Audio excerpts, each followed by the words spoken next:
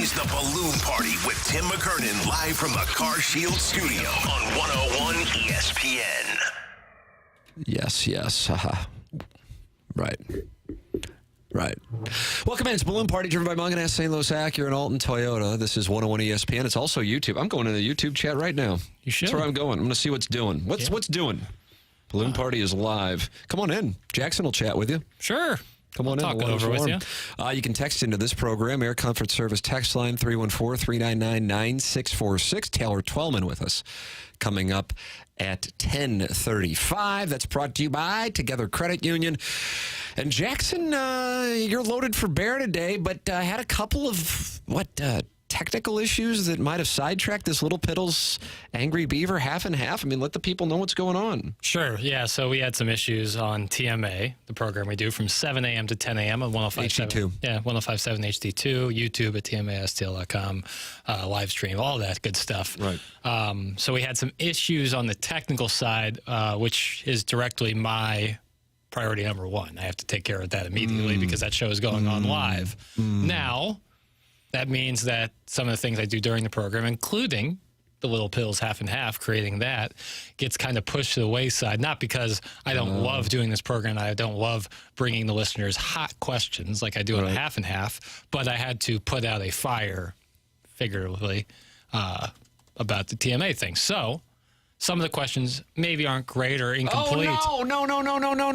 We're underselling. But there's still some meat to chew on within there. And obviously we have Taylor Twellman at 10:35. And if listeners want to send in a deep dive request, we know that's always on the table for folks to send in a deep dive request and get that going.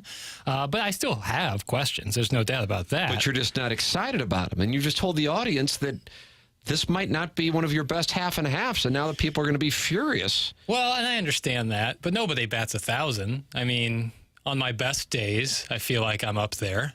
And on my worst days, I still feel like the effort's there. And so today, I wouldn't say it was an effort thing, but I could see how it could be misconstrued as such. So the effort wasn't there? Some could say that. I don't believe so. I believe my effort is almost always top tier. Top shelf. Well, the only thing I can control is my effort. And so, if that's the only thing you can control, poignant. Yeah, you should try to do it as best as you can. All right, let's see what we got. Ladies and gentlemen, here it is. It has been undersold to you. It is the half and half presented by the wonderful people at Angry Beaver, courtesy of a gentleman who goes by the name of Piddles. Sure. You've talked about fans or teams being in a position where a player or coach has to work. Sam Bradford for the Rams, Eli Drinkwitz for the Missouri Football Tigers. What do you think? How do teams get to that point? Is it a self-sabotage or just poor judgment? What are some examples of this right now and some locally in the past? God, I don't know. I didn't see this question coming, so I'm thrown off. I'm going to buy time, and maybe my mind will be triggered by some of your ideas. Right. Well, I guess explaining the idea a little bit more than I did in the question is, and using Sam Bradford as a example. Sam Bradford, which we actually talked about on TMA, got a $78 million contract as a rookie. He was the last rookie to do so. They changed the rules on rookie contracts afterwards. If he didn't work, you have assigned so much money to this guy. Not really your fault. You kind of had to. He's the first overall pick. But if he doesn't work, you are now owing a guy so much money, and he kind of has to work. Otherwise, you're in a really bad position moving forward. Similarly with the Missouri Tigers, we're now, this is Drinkwitz's fourth season. A lot of recruits, a lot of time spent on Eli Drinkwitz to develop the program. If he doesn't work, you're kind of resetting after that, and then you're really in a bad spot. So I'm trying to think of some people out there who are like kind of in that way. I guess you can make an argument, even though he's done so much, but Bill Belichick is kind of at that point where it's like, yes, he's been an extremely successful coach for so long, but without Brady, he hasn't proven he can do it. So now what do? Do you have to restart with a brand new coach? You haven't had a new coach in 25 years. All right. I understand what you're saying. The Bradford one is a great example from local St. Louis sports past. I would say the obvious present example is Cairo and Thomas. I mean, that is a major allocation of dollars at a young age. That is a big bet.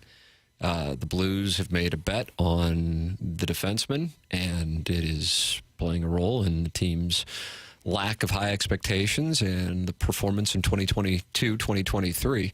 So those would be ones that come to mind right away from a local standpoint. Looking deeper into that, is that just kind of a circumstance thing? Like, are all teams kind of faced with that and it either works out or it doesn't? No, I don't think so. I don't think so. The Blues had a young pairing that they wanted to invest in and believed in. And so that's the move that they made. Yeah.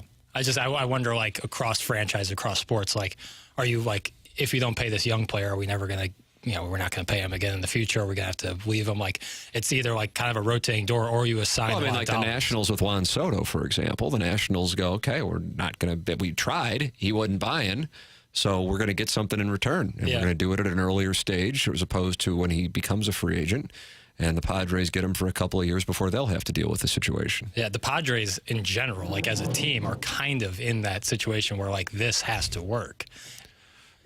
I think the ship may have already sailed. Yeah, and that's and that to me, I mean, they're going to lose a Cy Young pitcher most likely this offseason. Yeah, and to me, that is an example when I asked that question about self-sabotage. And obviously, this is somewhat results-oriented, which we are not. Right, and we don't kink shame and we're pro-liberty. Indeed, but you're kind of putting yourself in that 1 year window of winning is always dangerous. The Rams did that. The LA Rams did that and won the Super Bowl. They put their chips all into the middle, and they ended up winning and got the legacy piece. However, if that doesn't work, look at the Mets, look at the Padres. Now you're stuck in this position. Mets is a little different because how much money Cohen has. But outside of that, because every other sport has a salary cap, you're kind of boxing yourself in if you're going to spend all that money to win for 1 year. Some of the texts coming in answer to your question, Jackson, question one of the Angry Beaver, half and half. Whoever pays Shohei Ohtani is going to be the most obvious answer after this offseason. That is from the 406. I would tell you that if the Dodgers go out in the LDS and they are a loss away from doing so, that would up the percentages of him going to Los Angeles. Yeah, I saw. I'm of the opinion that if, not that this is a real controversial opinion, I can't imagine, but if a team comes up well short of what its expectations were, then it ups the percentage probability that they then are aggressive in the offseason. Yeah. So that's where the Cardinals, you would think, would be. Speaking of which, Bill DeWitt, the third, spoke with the St. Louis Business Journal. Mm-hmm. And I realize that the circulation for the St. Louis Business Journal isn't a shot. I'm sure the St. Louis Business Journal would, of course, agree with it. It's just the math is not up there with the St. Louis Post-Dispatch. So you have to be a Business Journal subscriber to have read it. It's behind a paywall. But this article was just posted yesterday afternoon, and there is some insight into the Cardinal mindset financially going into the offseason. And we will have that for you on the other side of the commercial break. Plus, running parallel to that, the money from the Rams settlement and the Dome. That is a story in the St. Louis Post-Dispatch. We'll have that for you coming up on the program and get your thoughts on that as well, because now they're talking about the life expectancy of the Dome. Keep in mind, it is 28 years old. That conversation, along with Taylor Twellman, brought to you by Together Credit Union, is all coming your way. This program is called Balloon Party, and it is driven by Munganess, St. Louis Acura, and Alton Toyota on 101 ESPN and on our YouTube channel.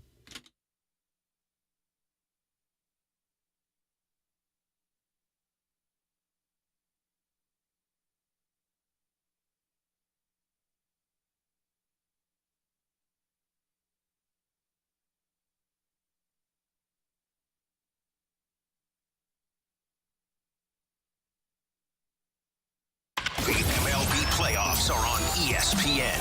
Tonight, it's the AL Division Series. Orioles and Rangers. Pregame at 6:30. First pitch at 7:03. Your home for the MLB in St. Louis is 101 ESPN. Munganast is St. Louis Acura and Alton Toyota on this program. Yeah, there's Munganast all over the place, but if you want to support the sponsors, the one we're talking about is Munganast St. Louis Acura and Alton Toyota. It is Munganast online at stlouisacura.com and altontoyota.com. Even if you didn't get your car from Munganast, get your car serviced at Munganast. All you have to do is go to stlouisacura.com or altontoyota.com, and they give a number specific for our audience. And that number to call or text directly with the people in charge is 314-252-00 0029. Again, that is a number specific for our listeners, 314-252-0029. Or, of course, you are welcome to go online at stlouisacura.com or altontoyota.com. In the market for a new car, in the market for a pre-owned car, go to stlouisacura.com or altontoyota.com or call or text 314-252-0029. Munganess, St. Louis Acura, and Alton Toyota.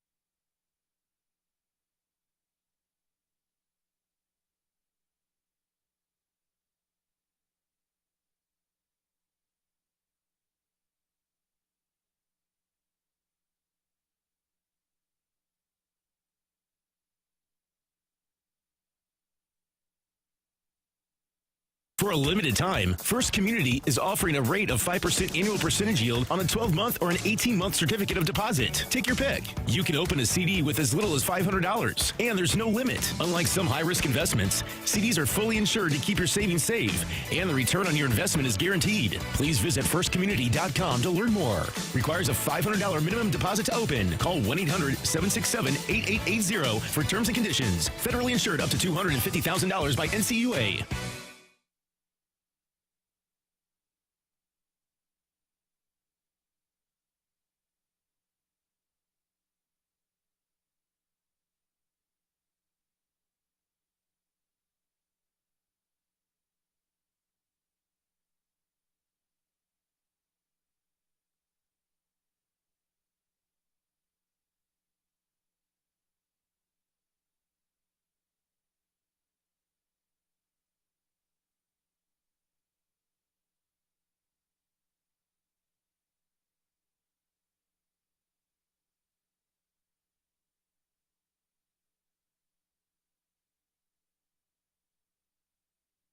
ESPN has your chance to win a pair of tickets to the inaugural Blues Warriors Awards Gala on Friday evening, October 20th at River City Casino and Hotel. Enjoy an evening of dinner, drinks, awards, and live auction and more with 101 ESPN's Jamie Rivers and Chris Kerber, former Blues Reed Lowe, Cam Jansen, Tony Twist, and more. Tickets for the Blues Warriors Awards Gala are on sale now, supporting Blues Warrior hockey. Get all the details and get entered to win that pair of tickets now, either at 101ESPN.com or on your 101 mobile app.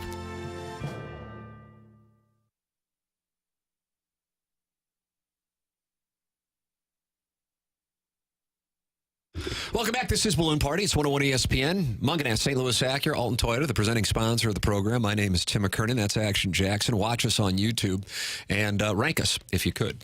We're doing rankings here. It kind of depends on what you're into. Yeah, but are you into hot married dads who are bad boys on midday radio? Are you into young, available, supple boys who are 25 and have the world in front of them now that they've lost 25 pounds and experience hair regrowth? It's up to you. Yeah, I think you'd win almost. Yeah, you're classically handsome. I agree with that. I think I use the term beautiful. The question, though, is the fact that I'm 5'1", how much does that impact? Right, but you carry yourself like you're 6'7". Right, arrogantly. Right. Well, they don't ask how, they ask how many. That's my credo. Penny save, penny earn. This is crazy, this is crazy, this is crazy. I'm in deep. Yeah. I'm in deep. Clark W. Griswold, 1983? Ooh, yeah, I think you're right. I'm kind of like that, Pete Davidson, sickly handsome. Oh, wow, yeah. And Will Hung. Right, indeed. You're I don't know if I should, give this guy a kiss or a peanut butter sandwich. And that's kind of where I'm at. Mysterious. Yeah, and that's kind of my allure. Yeah. What is Jackson's allure? 314-399-9646. Now into this Bill DeWitt Business Journal interview. Yeah, perfect seg. Yep. Missouri Journalism School, St. Louis University High School. Bingo. I don't know what this is about. I'm happy he did it. So the Cardinals were going to do the end of the season press conference. Then they decided they weren't.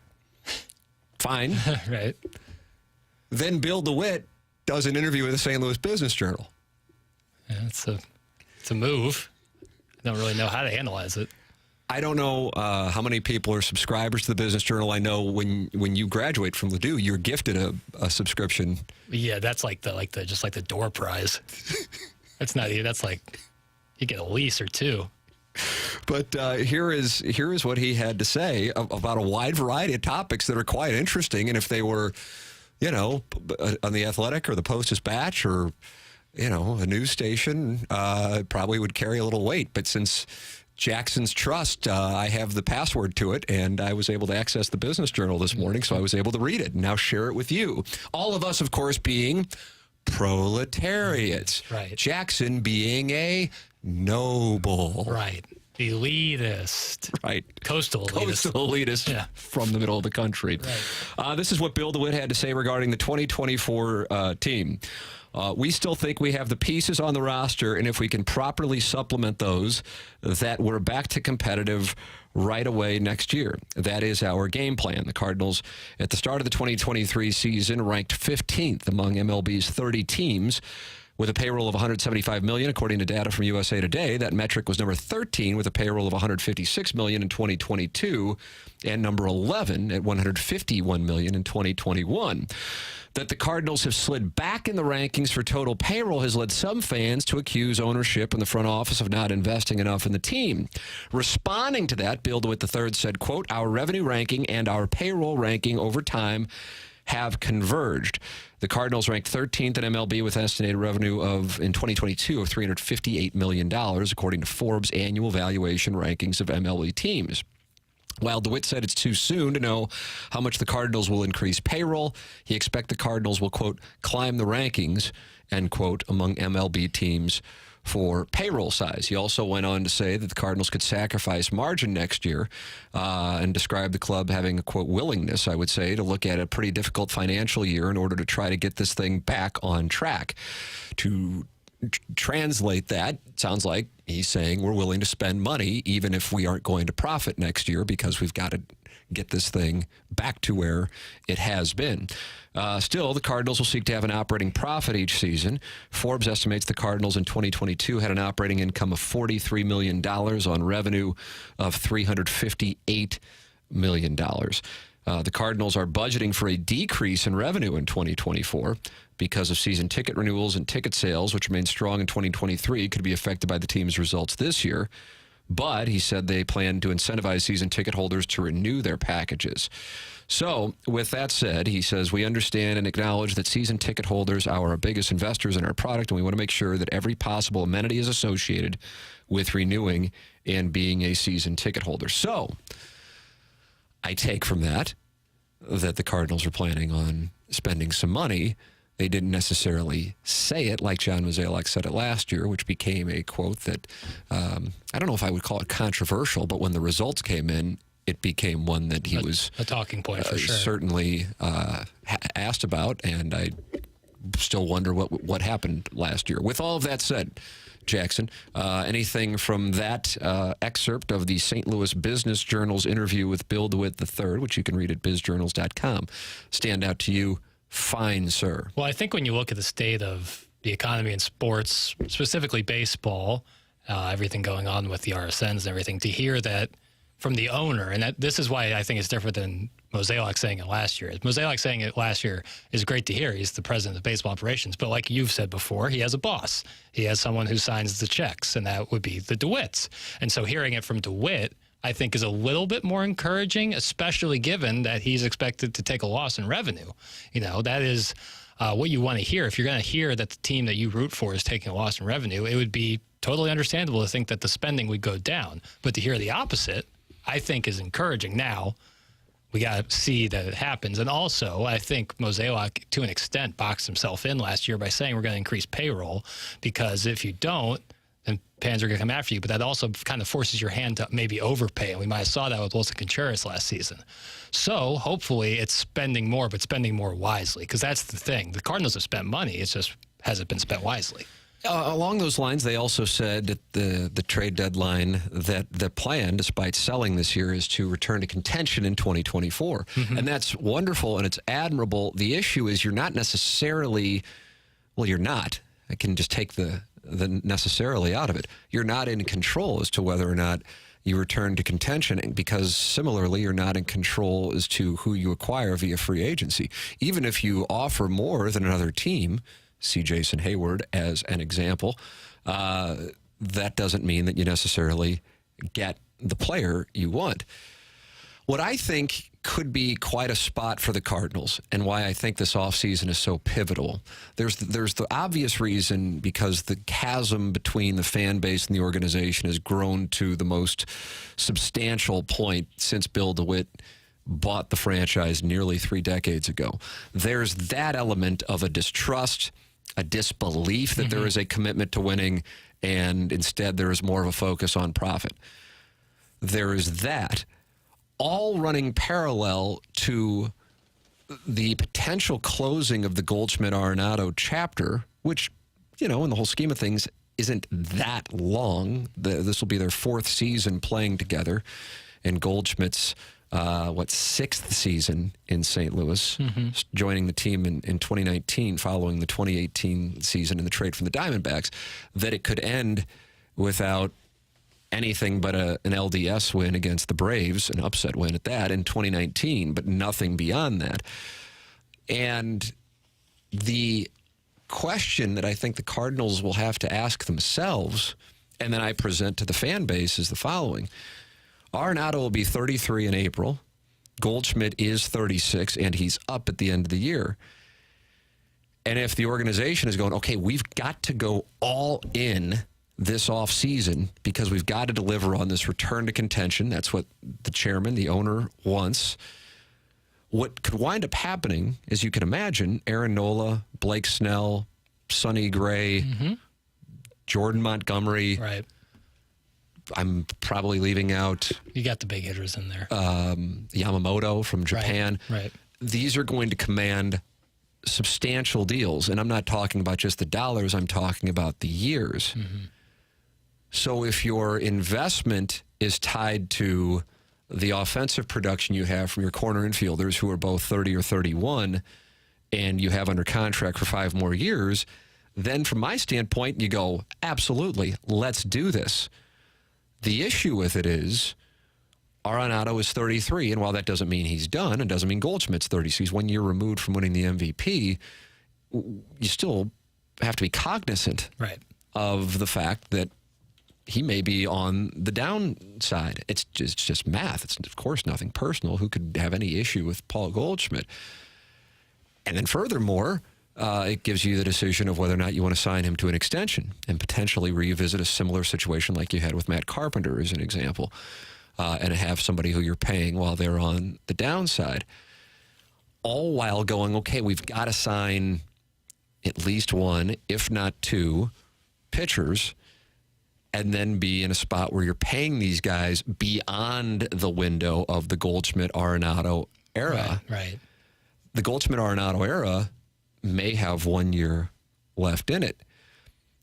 So then you go, okay, well, does it make sense to get like a Glass now who's going to make a bunch of money and is under contract for next year? On the other side of it, does it make sense to trade Paul Goldschmidt if he is willing to be traded? Right. And then take your pick of Jordan Walker. I don't know if you necessarily saw anything from Luken Baker to make you think he could translate what he did at AAA to the big leagues. We saw that, for example, with Tyler Green. Great AAA ball player, just didn't work when he got to the major leagues.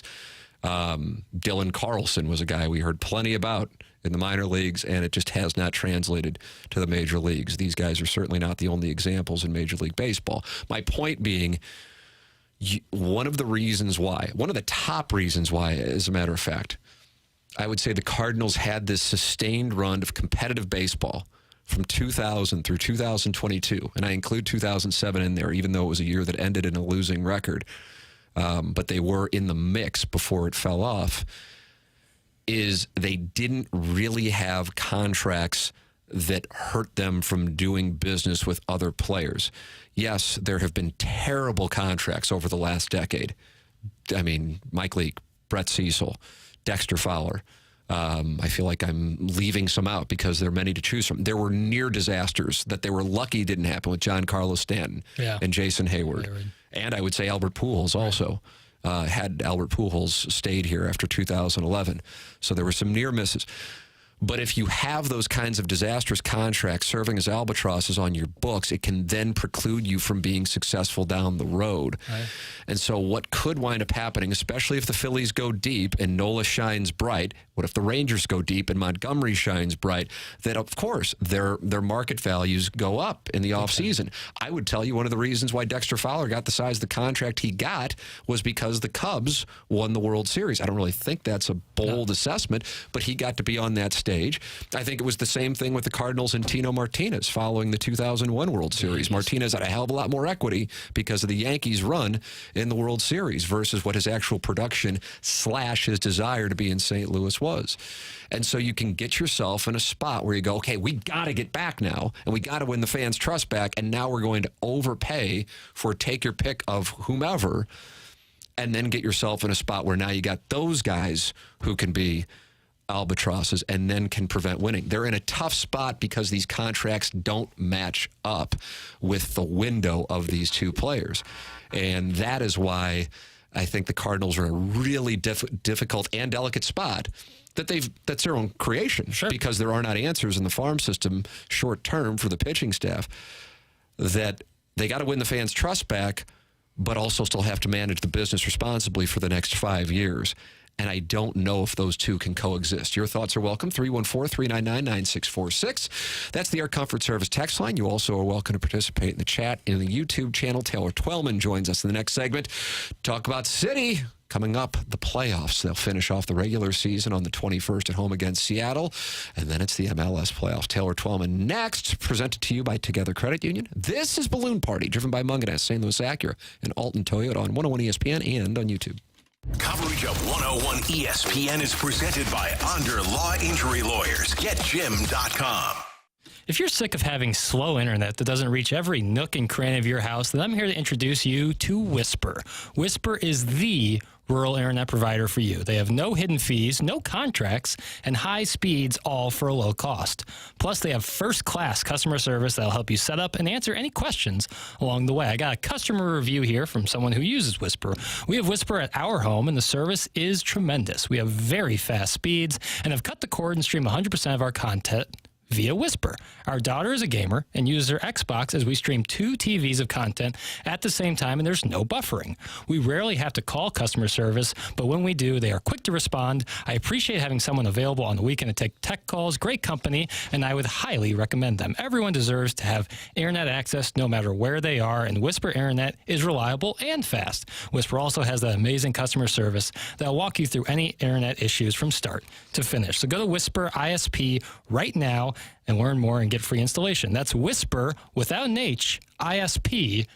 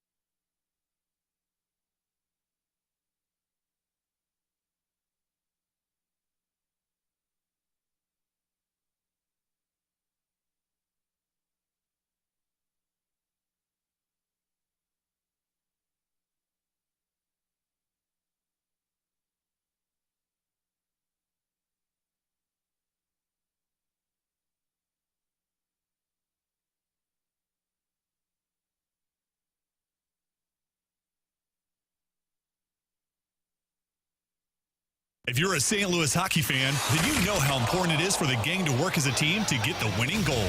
Air Alliance Team Heating and Cooling has the same game face when it comes to repairing, maintaining, or replacing your HVAC system, including next-day complete installs. Air Alliance Team won't leave you in the penalty box and cold this winter. Get on board with the team you can trust. Air Alliance Team Heating and Cooling. Getting the job done quickly, correctly, 100% of the time. AirAllianceTeam.com. That's AirAllianceTeam.com.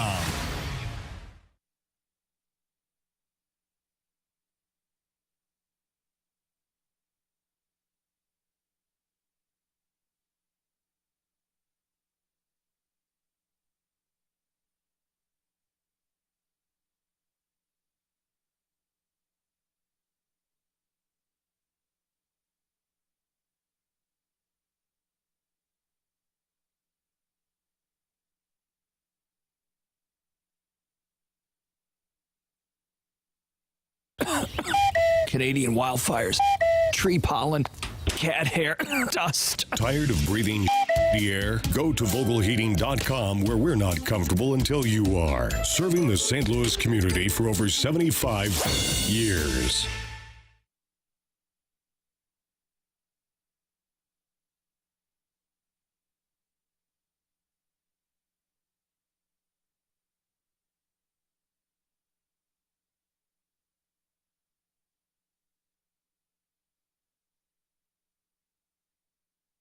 This is Action Jackson with a Sports Center update driven by Johnny Londoff Chevrolet and Johnny Londoff Autoplex. You like MLB playoffs? Well, we got them right here on 101 ESPN. The Rangers are going to take on the Orioles at Game 3. You can catch that right here on 101 ESPN, and that pregame starts at 6:30 p.m. Of course, the Blues take on the Stars for the season opener, and you can catch that game right here on 101 ESPN on Thursday. Pregame starts at 6 p.m. That was our Sports Center update driven by Johnny Londoff. Find new roads and shop 24/7 at londoff.com and LondoffAutoplex.com. You kidding me? Right back to the balloon party with Tim McKernan live from the Car Shield studio on 101 ESPN.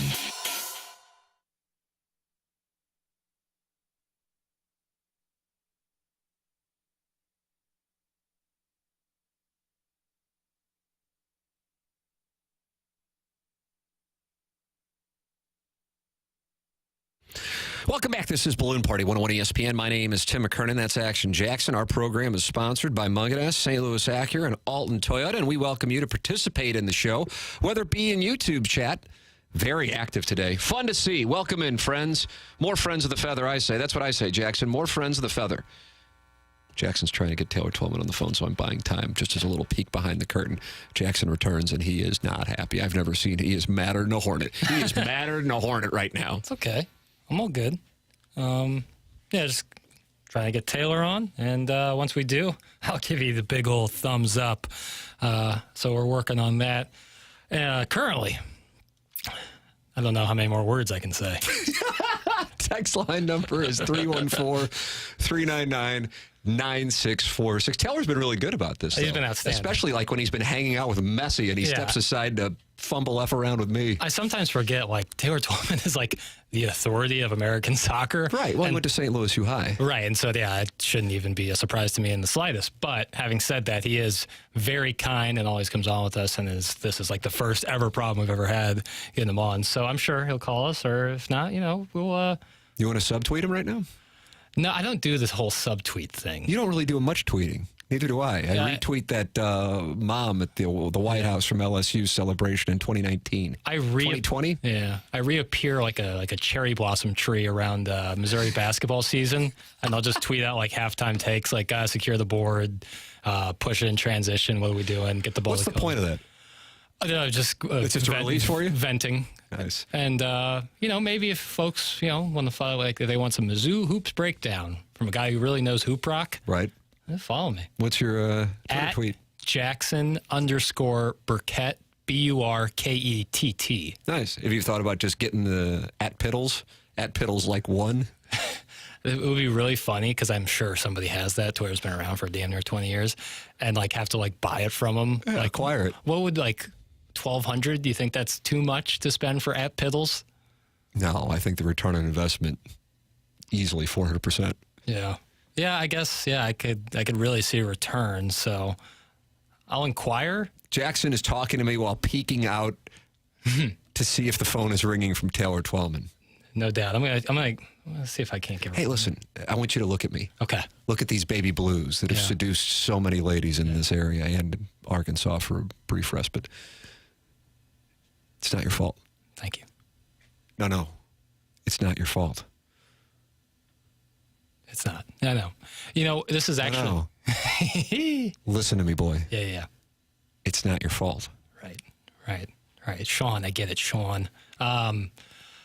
It's actually why we call it Talking with Twellman and not Tuesdays with Twellman, in case there's a situation that arises where strategic naming. I he like can't strategic come on naming, Tuesday. all with alliteration parlayed. Right. Wonderful. All right, you mentioned the baseball playoffs. I happened to be watching last night. Were you watching? No. What were you watching? What was I watching? Oh, I've just Peaky got Blinders? No, I finished that. I just can't wait for the movie. I just started The Bear. Oh, nice. Yeah. My wife and I just wrapped that up this weekend, actually. Yeah, I like how quick it is. Serendipitous. Yeah, it's great. I really love it. It's intense. It can be extreme. I wouldn't describe it as Food easy porn. watching. To an extent, yeah. I like Italian beef. 314-399-9646. But I'm watching it, and I'm seeing the Phillies. They're up 4-0. Zach Wheeler striking everyone out. But, here come the Braves. And they cut the lead down, and then with 2 strikes and 2 outs in the bottom of the 8th inning, up comes Austin Riley, and there's a drive. And it's a home run. The Braves have taken the lead. And the Braves go on to win when Michael Harris doubles off Bryce Harper leaping against the fence, and he just decided, you know what? I'm going to take my chances that this ball gets down. Alas, it didn't. That ends the game. And the Phillies, while seemingly in control of that series and about to return to the city of brotherly love, 1 win away from advancing to the NLCS for the 2nd straight year, now lose momentum and head back to Philadelphia with a Banty group of Braves feeling it. First of all, I love when you give me just a little ribbon of Vin Scully. A ribbon of Vin Scully. I like that. I love that. And shades of Andy Chavez doubling off Jim Edmonds. That's correct. In the 06 NLCS. Ooh, that was a low point for my baseball fandom when that happened. Yep. It still gives me chills, even though I know what happened with Wainwright freezing Beltran. I think it might be my most frame by frame memory of what happened. I remember watching my father, watching the ball come off Scott Rowland's bat. We both get on the ground so excited that he's about to hit it. And Andy Chavez catches it, and we both put our hands in our head. And it was the most unreal moment. And then doubling off Edmonds was just the cherry on top. Yeah, I mean, Edmonds, I'm sure, was frustrated that he was about to be doubled off. And I also think he was irritated he had to run back just because that was going to be a whole thing. Right, because he was super out. He was rounding awful. second. Harper, I couldn't believe that they got him last night. Like I said, I was watching it live when it happened. And they missed 2 cutoff men, actually. And then they got the third. They hit the third one, though. He was running him in the back and then throws it across for the out. And then that wraps that thing up. And Harper's just like, holy crap, how did I let that happen? That is just a bad fundamental mistake. Because if the ball gets down, he's going to score from second. 100%, yeah. You don't he was on first, but if he's just hanging out at second. That's where I always am with situations like that. If you're fast enough, you're probably going to score anyways. Just be safe. I was surprised to see him where he was. Right. You can even stand on second, and you're probably fine. That's what I'm saying. Almost always going to score. Then you're hedging. Right. But either way, that ended it, and now we have, I believe, the home team now has won 2 playoff games. I think that's what it is. That's crazy. The Astros have one. Yeah. And the Braves have one, but that is it in the LDS so far. The Orioles are facing elimination. Yep. Today, the Astros and Twins reconvene in the Twin Cities today, and then the Braves and Phillies and Dodgers and Diamondbacks will get going again tomorrow with the Dodgers on the verge of elimination after a monster regular season, which then led to Ken Rosenthal's expansive column. I really did think I was, and this isn't like doing the Colin Cowherd thing where I'm the only one who's telling you this. I just I realize I'm, in the minority on this. But I hate the baseball postseason setup because it devalues the regular season. Right. And as it turns out, Ken Rosenthal has written a super detailed story on The Athletic about baseball facing a problem with its postseason. Rosenthal, does MLB's playoff format already need changes as higher seeds lose advantage? And so he details what has happened in the baseball postseason, albeit a very small sample size, because with this new playoff format, you only have 2 years of data to work with. Right. With that said, a couple of ideas, I don't want to say are proposed, but at least just batted about. One immediate fix would be reseed after the first round. The number 1 seed currently faces the winner of the wild card series between the numbers 4 and 5 seeds, while the number 2 seed faces the winner of numbers 3 through 6 series, number 3, 6 series. The idea is to ensure that the number 1 seed does not face another division winner in the DS while still preserving the original bracket. Hogwash, Rosenthal says. I love that. Balderdash. The number 1 seed should face the lowest remaining seed. If a new bracket is required, big deal. Then there is the question of further handicapping wildcards. How about this one? On Sunday's FS1 broadcast of Game 2 of the Rangers-Orioles series, John Smoltz suggested eliminating the off day between Game 3 of the wildcard series and the start of the division series, an idea that might hold some merit. Oh, here it comes. Game 3 would then need to be played in the afternoon to ease the travel burden, and as you can imagine, ESPN almost certainly would oppose that. But under the Smoltz plan, a team could not bring back its Game 1 starter in the wild card round for Game 2 of the DS the way the Rangers did with Jordan Montgomery on Sunday and the way the Phillies did with Zach Wheeler on Monday. Then there is this one. Borrowing a concept from Korea's KBO and give the bye team an immediate 1-0 advantage in the division series. Jackson's making a face for those of you not watching on YouTube. The bye team then would need to win only 2 games, while the lower seed must win 3. But that presents a potential loss of revenue for the league if the series only goes 2 games in the LDS. Anytime we're taking away dollars from the top line while not increasing our margins, we have what is called a non-starter, even if it is at the expense of the integrity of the regular season, which is turning into college basketball. College basketball is the right answer, Jackson. And then there's this. Always the right answer. Then there is this idea. The ultimate answer might lie in expansion. Yeah. Here we go. Well, I actually have a hot prediction on that. You have a prediction on what? I just threw a bottle across the studio. Well, yeah, that I didn't predict, but the expansion on that. Okay. What is your prediction? Have you read the column? I mean, if you read the column, then that would just be called comprehension, not a prediction. No, I haven't, not in its totality. But I could see a situation where they eliminate divisions and go 8 teams in each league. Well, then I'm going to read this for you. And you, sir, are going to get to dunk on this audience, which challenges your sports knowledge. Yes. The ultimate answer might lie in expansion. Once the league goes from 30 to 32 teams, it could expand the postseason from 12 to 16 teams. Yeah, now we're talking. Too many, I know, in the eyes of many fans. The format would resemble the one of the league adopted for the shortened 2020 season, starting with the 8 best-of-3 wild card series. The danger, of course, would be devaluing the regular season. You don't say. Imagine the outcry if a number 16 seed knocked out a number 1. Again, there are no easy answers. Even in the regular season, any team can win 2 of 3 or 3 of 5 from any other, as evidenced by the bottom-feeding A's and Royals capturing series in September against the eventual AL West champion Astros. The teams in the playoffs are closer in quality. The possibilities of upsets are even greater. No matter how baseball slices it, the postseason always will be a crapshoot. No format following a 6-month regular season ever will truly be fair. I gotta disagree with that. And I love Ken Rosenthal. He's a good guy. Yeah. The fairest would be you win your division and you play in the LCS. That's how I view it. I really do view that. But that's not going to happen. Right. Now, that is, I may be biased by the nostalgia of that's what I grew up with, because those of you who may be older, if you were around in the 50s and 60s, you saw the Cardinals win the National League, and you know what they went right to, Jackson? The old World Series, Fall Classic, which actually would play in early October and would be wonderful weather. That's why when you see videos of Bob Gibson in '68, you go, wow, that doesn't look like he's freezing his ass off. That's because it was played the first week of October. Right. Now it's played into November.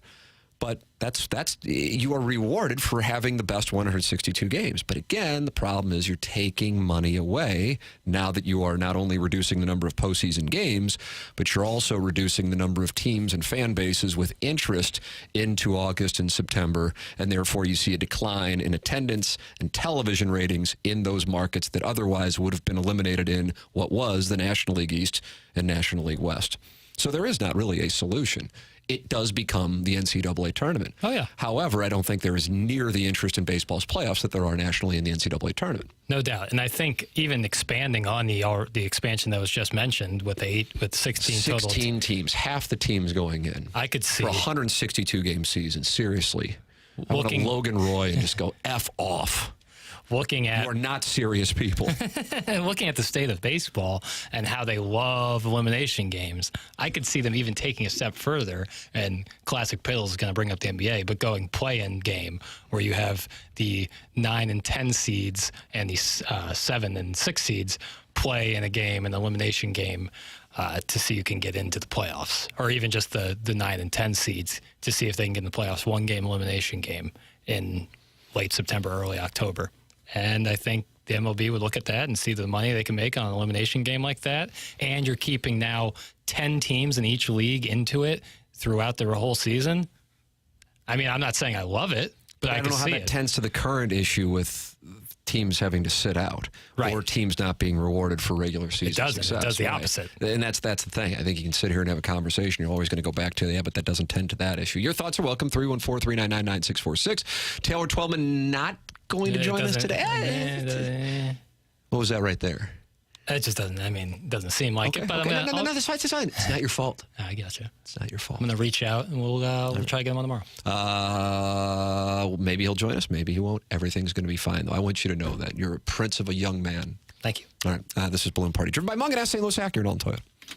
Make your picks for this week's Fastlane Pick'em Challenge at 101ESPN.com. Show off your football knowledge and see if you can top the Fastlane and the dudes from the Rizzuto Show on the point. For this week's top score, it's the Fastlane and the Riz Show throwing down all football season long in the Pick'em Challenge. Enter your picks for this week right now at 101ESPN.com. Refreshed by Bud Light, official beer sponsor of the NFL. Easy to Sunday, easy to enjoy.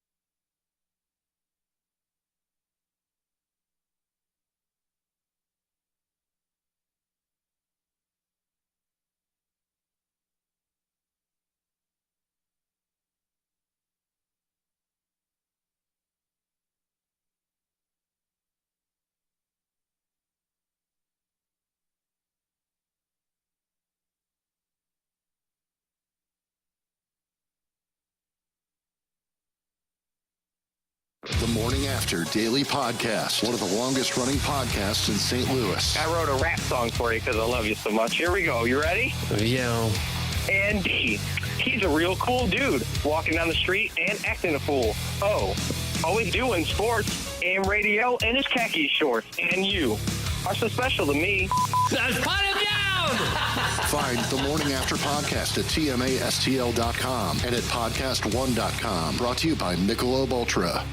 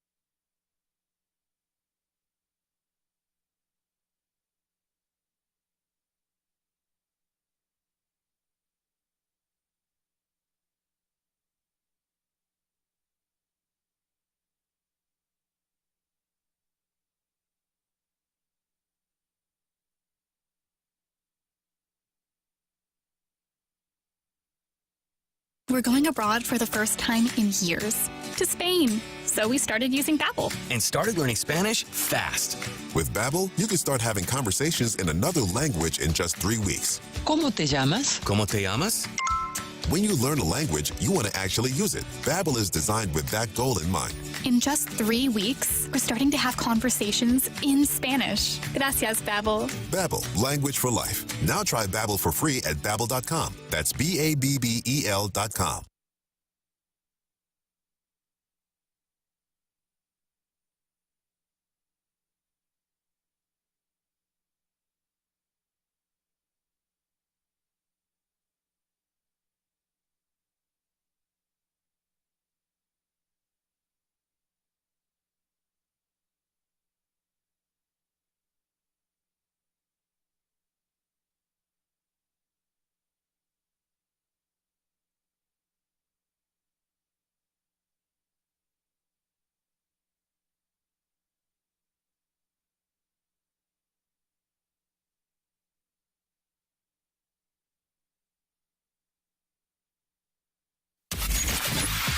ESPN has your chance to score free tickets to see comedian Nate Bargatze performing 3 shows at the fabulous Fox Theater, October 24th, 25th, and 27th. Don't miss the Be Funny Tour as it hits St. Louis for 3 dates featuring Nate Bargatze. Get all the ticket details and get entered to win those free tickets now at either 101ESPN.com or on your 101 mobile app.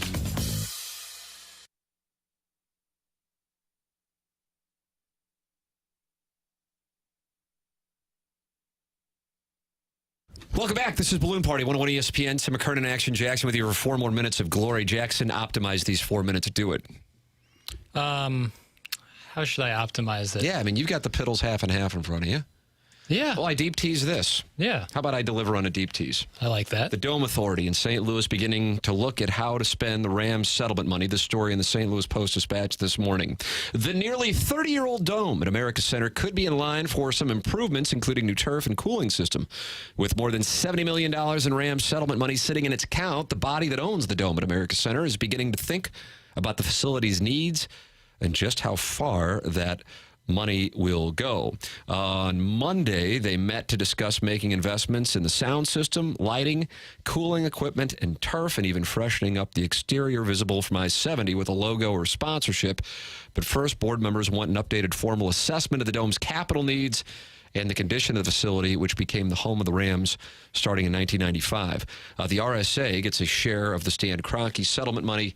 It split the $519 million with the city and the county, and that is coming in. However, at the end of next year, the government assistance from the city, the county, and the state of Missouri, which provides $4 million annually for dome maintenance, comes to an end. So that's a problem. Yeah, it's a big problem. That's a big problem. Quote, we need to have some sort of idea how long the life of the facility is, so we have some idea of how long we need to spread this money out. Officials from the CVC, which operates the downtown convention center and the attached dome, briefed the board on investments that could help them market the dome for events. But CVC director Kenny Ratcliffe said, quote, customer experience and aesthetic improvements her organization has wanted for years, such as better access between the two facilities, estimated to cost in excess of $30 million, will depend on other investments the domes will, quote, need to have. The dome will need to have. The dome already has events booked as far out as 2030. So, Mayor Tashara Jones has in the past brushed aside calls from some to demolish the dome, and the RSA board signaled it wants to maintain the facility to attract conventions and other events that need the large space. Ratcliffe and others say the dome gives St. Louis a unique niche for certain conventions and events that other cities cannot match. Quote, there is not a facility in the Midwest that can hold 60,000 people under a roof. That's from RSA board member Chris Saraceno. And I think on that specifically, I think they're talking about having a convention center and a dome. I think that's what that is. I'm pretty sure Lucas Oil can do both. Has a separate convention center and that... I was reading it when we talked about this on TMA, and it said something about connected to a convention center. Is that right? Yeah, Lucas Oil holds 60,000. It holds 70. I don't know. Yeah, so that part confuses me a touch. So... spending money for the purpose of the Battlehawks and Missouri to come play once every few years, just that doesn't. Now, at the same time, I believe it was Dave Spence who says, quote, "I do think it's our responsibility to keep this building relevant. Updating the turf would cost approximately $1.5 million," he said. So relatively speaking, that's not, quote unquote, much when you're talking about having 70+ million. The issue and the thing that may fly under the radar in the conversation is the fact that after next year, that $4 million from the city, county, and the state of Missouri goes away, and now it's on the Dome to pay for that maintenance already while being in charge of a building that is 30 years old. I mean, that's the reality of the math. Yeah, and I don't even know what the solution is because, you do want to keep the Dome because, it's obviously the Missouri thing is one thing, but the Battlehawks, and you don't know the timetable in the XFL, but you would like to keep a stadium like that just for the off chance. Having said that, how much money are you willing to spend to keep it up if you're only going to have, if we're talking turf, how much does that turf get used, in a 365-day calendar? So that is one of the questions that Kitty Ratcliffe said we had an answer to, and that is what is going to be the situation with the XFL and the USFL and that merger. Mm-hmm. So that is a story in the Post-Dispatch where you can read more at stltoday.com.